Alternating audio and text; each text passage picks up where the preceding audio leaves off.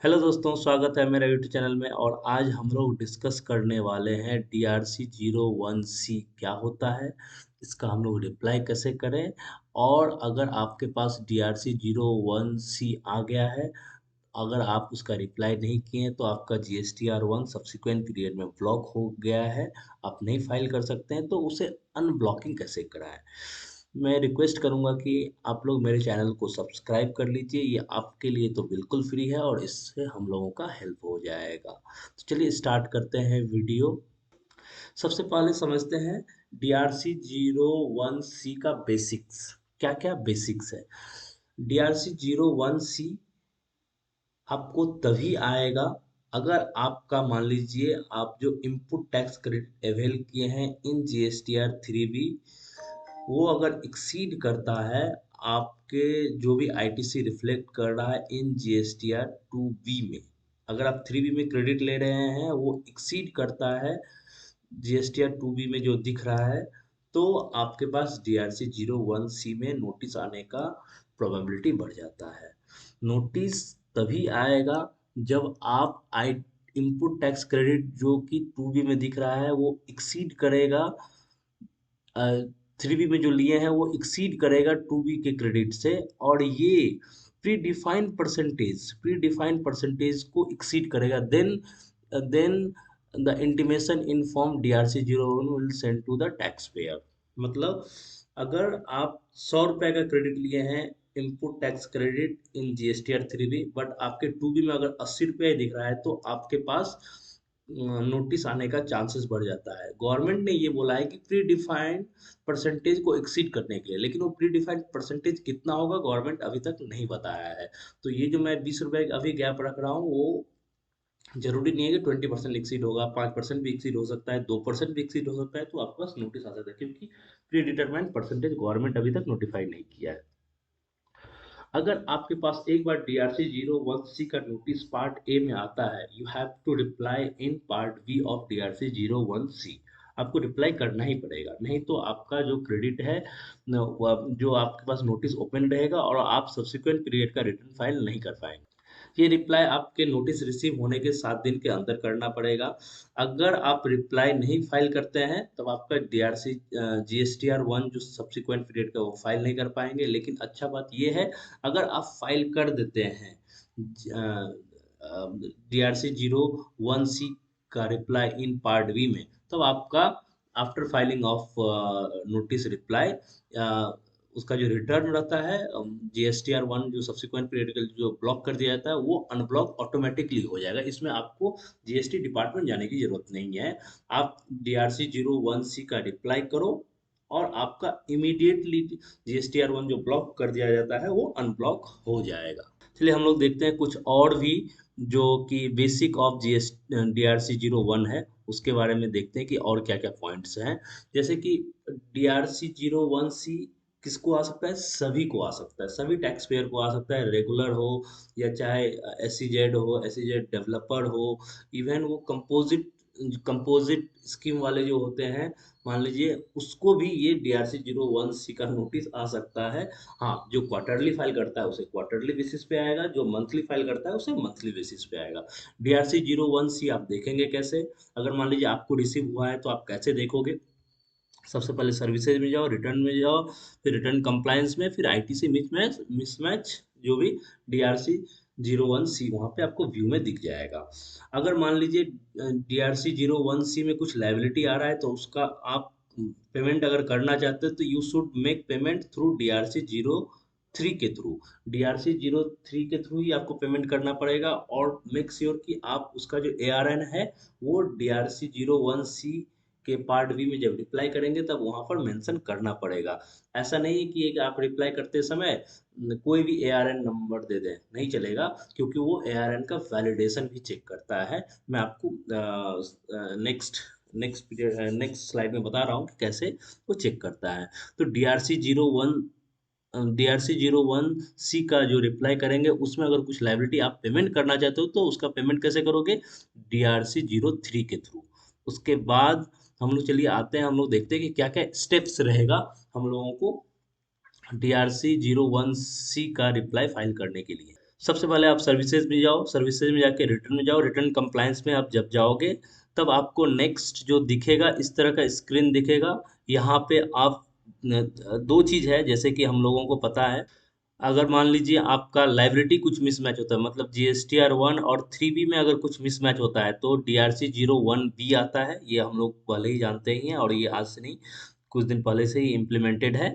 अभी जो ITC mismatch का जो डीआरसी 01 सी आया है उस पे ही हम लोग डिस्कस करेंगे। आपको यहाँ पे व्यू पे क्लिक करेंगे, जब भी आप व्यू पे क्लिक करेंगे तो आपको इस तरह का स्क्रीन दिखेगा। इस तरह के स्क्रीन में देखिए ये एआरएन नंबर जो होता है डीआरसी 01 सी का एआरएन होता है, यहाँ पे आप क्लिक करोगे तो आपको जो भी डीआरसी 01 सी का फॉर्म रहता है वो खुल जाएगा और इस तरह का आपके पास स्क्रीन दिखने लगेगा कि हाँ मेरे पास जो डीआरसी 01 सी पार्ट ए में आपके पास इस तरह का नोटिस आ जाएगा। नोटिस में क्या रहेगा, एज पर 2 बी कितना आप आईटीसी लिए हो, एज पर 3 बी आप कितना आईटीसी लिए हो। मान लो कि इस एग्जांपल में अगर हम लोग देखें तो देखिए 1 करोड़ 21 लाख दिख रहा है, बट 1 करोड़ 92 लाख ये लोग क्रेडिट ले लिया, यानी कि 30 लाख का जो डिफरेंसेस है, इसीलिए इसका डीआरसी 01 सी के पार्ट ए में नोटिस आया है। और इसमें इसमें लिखा हुआ भी है कि according to this you have to clarify the above differences or make the payment of the liability if it is unintentionally made। मतलब कि अगर आप इसका रीजन दो, नहीं तो जो भी आपका लाइबिलिटी है उसका पेमेंट करो। अगर आप पेमेंट करना चाहते हो तो बहुत अच्छी बात है, पेमेंट नहीं करना चाहते तो रीज़न, पार्ट बी में हम लोग रीज़न कैसे देंगे और कैसे एक्सप्लेन करते हैं वो भी मैं देखता हूँ। चलिए आते हैं नेक्स्ट नेक्स्ट स्लाइड में। जैसे कि मान लीजिए आपके पास पार्ट बी, वो क्या था, ये था पार्ट ए, जैसे कि यहाँ पे लिखा हुआ है आप देख लीजिए पार्ट ए लिखा हुआ है और यहाँ पर पार्ट बी। पार्ट बी में अब हम लोग रिप्लाई कैसे करेंगे। मान लीजिए जो लाइबिलिटी था, सबसे पहले समझते हैं, जो लाइबिलिटी 30 लाख का था इस एग्जांपल में, उसे आप पेमेंट करना चाहते हो तो कोई बात नहीं है, डीआरसी 03 के थ्रू आप पेमेंट करो। हाँ, डीआरसी 03 आप कैश से भी पेमेंट कर सकते हो और इनपुट टैक्स क्रेडिट से भी कर सकते हो पेमेंट, क्योंकि डीआरसी 03 का पेमेंट करने के लिए गवर्नमेंट इस नोटिस के साथ कोई लिंक नहीं रखा है। जैसे कि पहले भी हम लोग डीआरसी 03 का पेमेंट करते थे के थ्रू पेमेंट करते थे, हम लोग उसे कैश के थ्रू भी पेमेंट कर सकते हैं, हम लोग उसे इनपुट टैक्स क्रेडिट अगर अवेलेबल है तो उसके लिए भी हम लोग पेमेंट कर सकते हैं। डीआरसी 03 कैसे फाइल होता है ये भी मैं इसके लिए एक वीडियो बना दूंगा, आप उसे देख लेना। लेकिन डीआरसी 03 के थ्रू आप पेमेंट कर दो लाइबिलिटी, और उसका जो एआरएन नंबर है वहाँ यहाँ पे डाल दो, वैलिडेट करो, यहाँ पे आ जाएगा। मान लो 2-3 डीआरसी 03 से पेमेंट किए हो तो 2-3 बार यहाँ पे डाल के इसको वैलिडेट करोगे, कोई रीजन देने की जरूरत है क्योंकि जितना भी डिफरेंस था आपने उसका पेमेंट कर दिया तो कोई इशू नहीं है। फिर यहाँ पे सेव करोगे, फिर प्रोसीड टू फाइल कर दोगे, खत्म। लेकिन मान लीजिए आपका जो लाइबिलिटी 30 लाख का दिख रहा है उसका कुछ पोर्शन आप पेमेंट करना चाहते हैं, कुछ पोर्शन का आप एक्सप्लेनेशन देना चाहते हैं, तो कोई दिक्कत नहीं है। जिसका पेमेंट करेंगे आप उसका डीआरसी 03 का एआरएन नंबर डाल दीजिए, वैलिडेट कर दीजिए और जो रीजन यहाँ पे मेंशन किया हुआ है ये सारे रीजन दे दीजिए। जैसे कि input tax credit not able in the earlier tax period, मतलब मैं इस पीरियड टैक्स पीरियड में रिटर्न पीरियड में जो लिया हूँ वो पहले मेरा अवेल किया हुआ नहीं था, इसका रीज़न यहाँ पे एक्सप्लेन कर देना पड़ेगा। जब भी आप यहाँ पे टिक लगाएंगे तो यहाँ पे चेक बॉक्स खुल जाएगा, आप यहाँ पे रीजन लिख दो। उसके बाद input tax credit not avail in earlier tax period inadvertently और ड्यू टू मिस्टेक्स, मैं नेक्स्ट प्रीवियस पीरियड में नहीं ले पाया due to inadvertent mistake. उसके बाद मान लीजिए ITC on account of import of goods is not reflected in form DRC form GSTR 2 B. जैसे कि बहुत सारा क्या होता है कि आप क्रेडिट तो लेते हो लेकिन वो 2 बी में नहीं दिखता है, इम्पोर्ट का खास करके नहीं दिखता है, क्रेडिट 2 बी में नहीं दिखता है। तो आप यहाँ पे चेक बॉक्स पे क्लिक करो और फिर यहाँ पे रीजन दे दो। इसी तरह का वेरियस रीजन, अगर मान लीजिए इसमें से कोई फॉल नहीं करता है आपका, then you will select any other reason और वहाँ पे इसका एक्सप्लेनेशन दे दो। जो भी डॉक्यूमेंट आप अटैच करना चाहते हो वो आप यहाँ पे अटैच कर दो।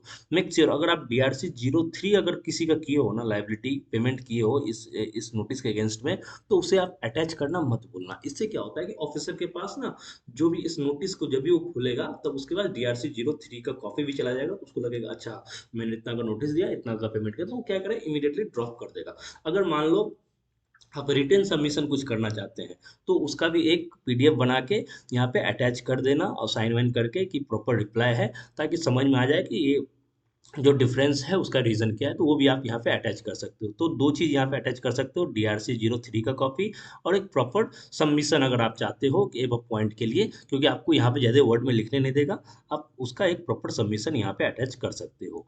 नेक्स्ट जो रहेगा, अच्छा DRC-03 का मैं बता दिया, कैश से भी पेमेंट हो सकता है, क्रेडिट से भी पेमेंट हो सकता है, तो वो आप लोग देख लेना। उसके बाद जब ये आप देखो, जैसे कि आप टिक लगाओगे तो आपको यहाँ पे रीजन ओपन हो जाएगा, और अगर 3-4 DRC-03 से आप पेमेंट किए हो पार्टली, तो वैलिडेट वैलिडेट करोगे तो आपको यहाँ पे दिख जाएगा, और जो रीज़न है वहाँ पे आपको दिख जाएगा, और यहाँ पे आप रीज़न एक्सप्लेन कर देना सकते हो। उसके बाद आप सेव करोगे, फिर प्रीव्यू कर लेना। प्रीव्यू करने से के बाद प्रोसीड टू फाइल करोगे, प्रोसीड टू फाइल करोगे तो आपके पास इस तरह का वार्निंग आ जाएगा।